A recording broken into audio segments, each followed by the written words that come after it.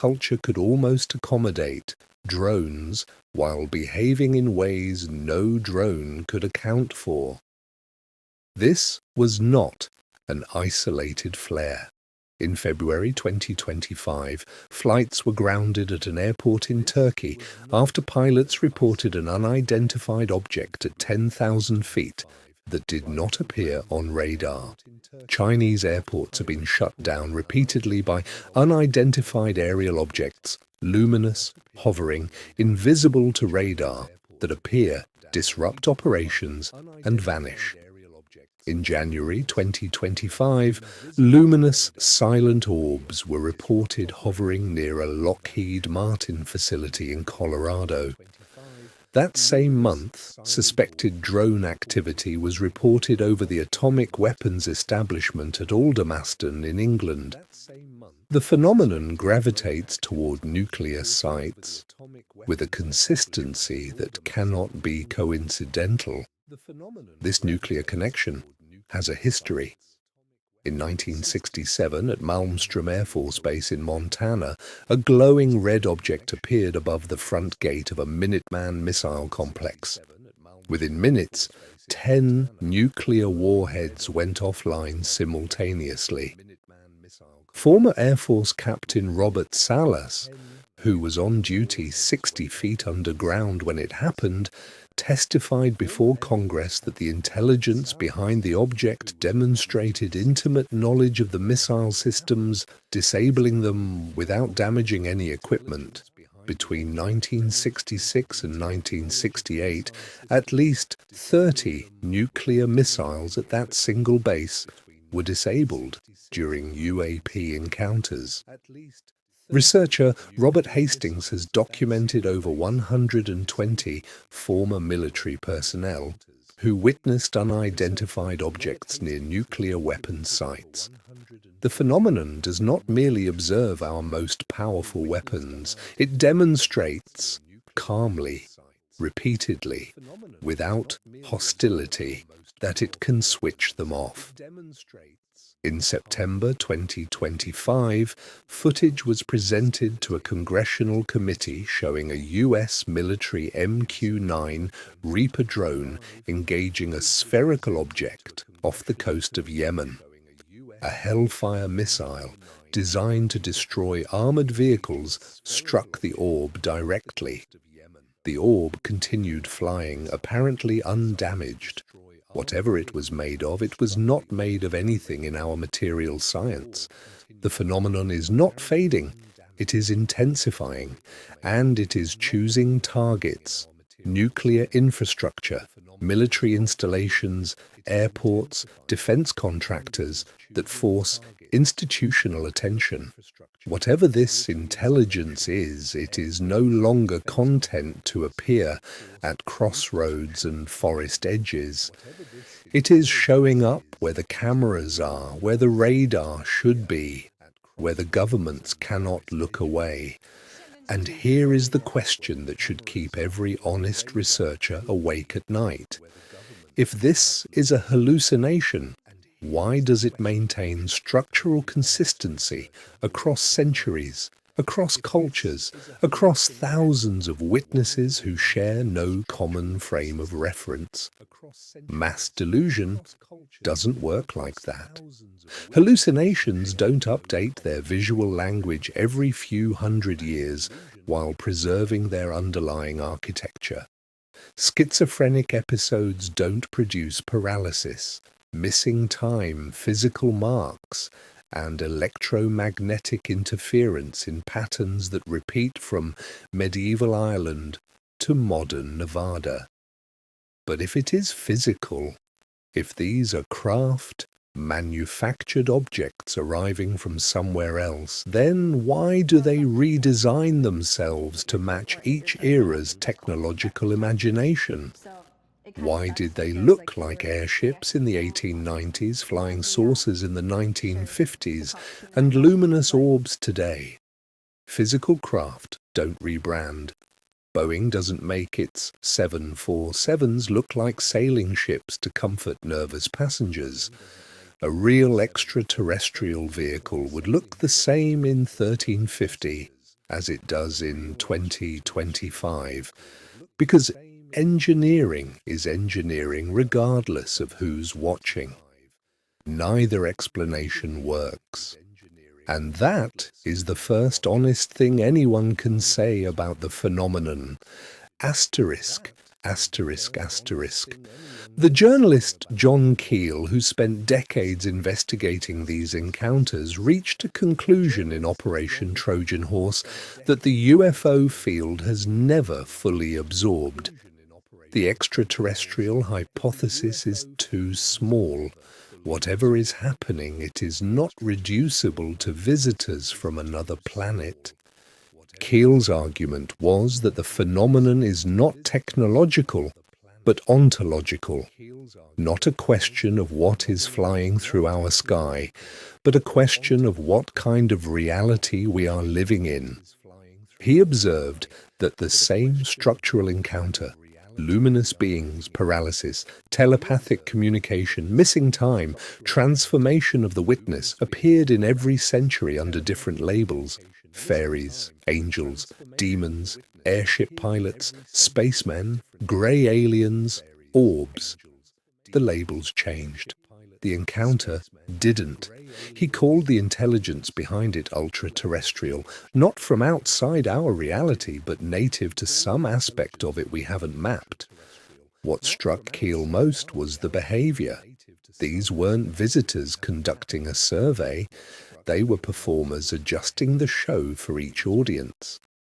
A medieval farmer saw glowing fairies because glowing fairies were the most disruptive thing his worldview could almost accommodate. A Cold War pilot saw a metallic disc. A modern meditator sees geometric orbs. The phenomenon always presents in whatever form the current culture can almost, but not quite, accommodate. Close enough to be perceived, strange enough to be unforgettable, never clear enough to be proven. This is not the behavior of a visiting civilization. This is the behavior of something communicating. J. Allen Hynek, the astrophysicist who served as scientific consultant for Project Blue Book and began as a complete skeptic, arrived at a strikingly similar conclusion. There was, he said, an intelligence behind the phenomenon. His son later revealed that Hynek had become deeply interested in Rosicrucianism and the esoteric tradition, as if the data itself had led him from hardware to something far deeper. Patrick Harpur, the British author of Daimonic Reality, took this observation and gave it philosophical depth. Harpur went back to the Greeks, specifically to the concept of the daimon, the intermediary intelligence that Socrates described as mediating between the human and the divine.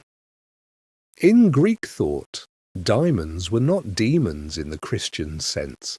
They were a category of being that occupied the space between the material and the spiritual. Neither fully physical nor fully imaginary, but something else entirely. Real in a way that didn't fit into either box. Harpur noticed that every culture has its version of this category. The Greeks had daimons, the Irish had fairies, the Arabs had jinn, the Cherokees had the Yunwi Tsunzdi, the Amazonian peoples had their nymphs and water spirits. No human culture, as far as anthropologists can determine, has ever existed without some form of intermediary beings inhabiting the space between the visible and the invisible. This is not a failure of primitive thinking, it is a universal human observation, which makes dismissing it considerably harder than materialists would like. What fascinated Harpur was that these beings shared characteristics across every culture and every century. They were elusive. They appeared at liminal places, shorelines, bridges, forest edges, crossroads, the boundary between sleep and waking. They shape-shifted. They were simultaneously sublime and absurd, capable of profound communication one moment and bizarre trickery the next. They left physical traces that were as mysterious as the beings themselves, and they changed their appearance to match the times, the way a single actor plays different roles across different productions. Christianity, Harper noted, made a critical error with these beings.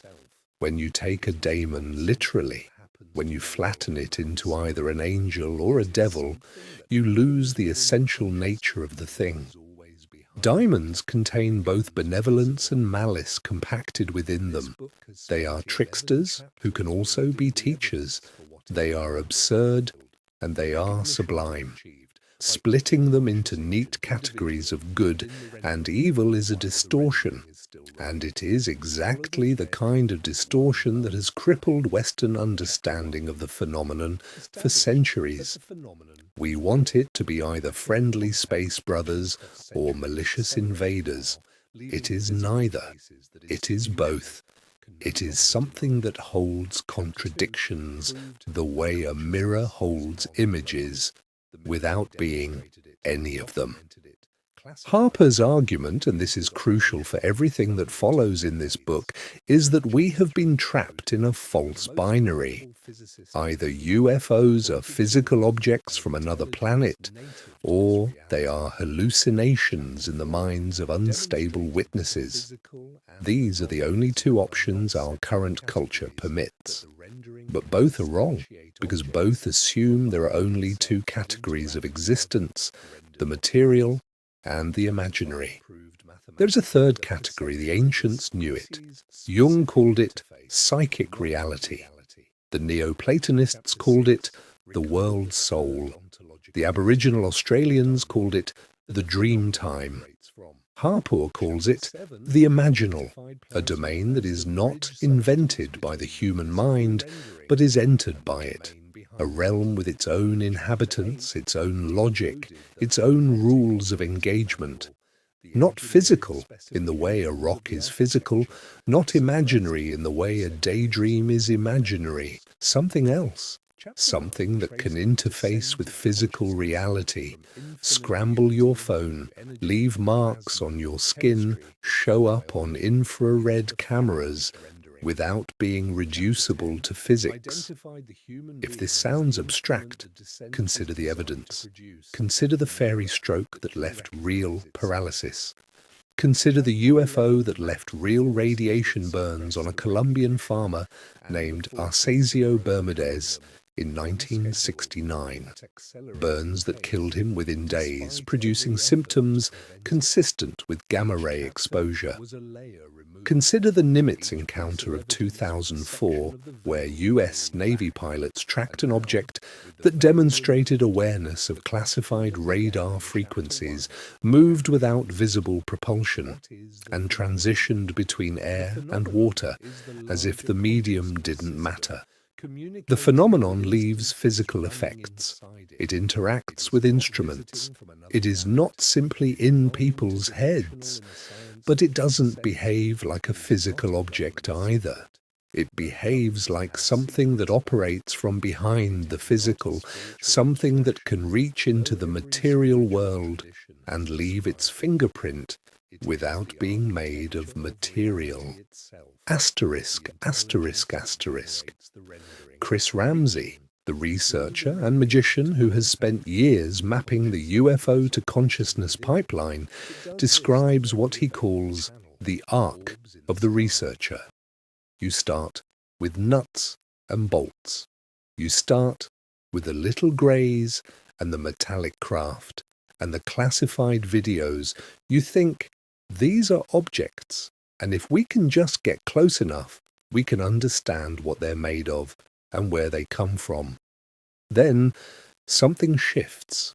You notice that the encounters involve telepathy, paralysis, altered states of consciousness. You notice that the craft don't behave like craft. They respond to attention, they anticipate observation, they seem to know what the witness is thinking before the witness thinks it. You start to wonder whether the technology and the consciousness are entangled in a way that your framework can't handle. You go further.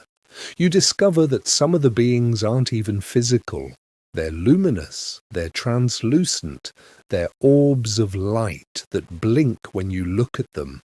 And the craft, some of them are solid, yes, but others seem to be instantiated, as if something non-physical is projecting a physical form for a specific purpose and then withdrawing it. You start asking not what are they, but why are they appearing this way? And that question changes everything.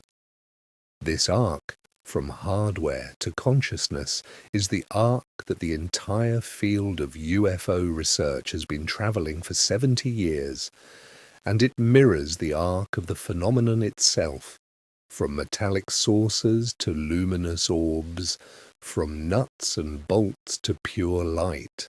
As our understanding deepens, the phenomenon's presentation simplifies, as if it has been waiting for us to stop staring at the vehicle and start noticing the driver. Jake Cobrin, an artist, consciousness explorer and practitioner in the Western esoteric tradition, frames it with the directness of someone who has experienced entity contact firsthand through multiple modalities: psychedelics, ceremonial magic, meditative practice. His position, entity contact, is a universal human experience.